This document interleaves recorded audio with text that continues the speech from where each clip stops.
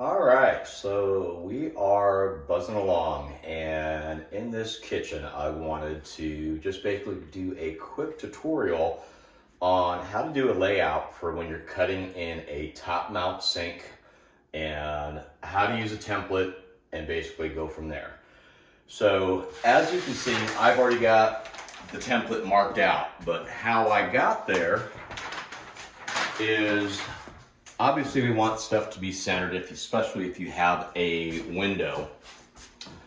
Measured my window, got my center point on my window, and most sink companies that you get give you a nice template, and obviously you have to figure out what model number it is, cut out your line, and you have to pay attention. Certain ones will say cut this line for undermount or cut this for top mount installation.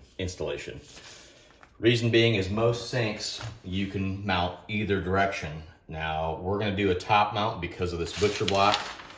I don't want to have the wood grain exposed underneath and have any excess, access to water. So we're basically going to mount the top. So I cut out my template. I got it centered basically in my window space. You tape it down, basically like so, and then you trace either a pencil, permanent marker. I use pencil so that way we can actually clean it up. Some guys use permanent marker. Your preference. Or gals. Some gals use permanent marker too, or pencil. So I also made the point and notated, I took my sink and set it upside down where the faucet's gonna go. Some things you guys want to make sure you check, because obviously you can mount your sink if you place it either a little bit further to the back or a little bit to the front. You do have to be careful that most countertops stick over your edge about 1.5 inches.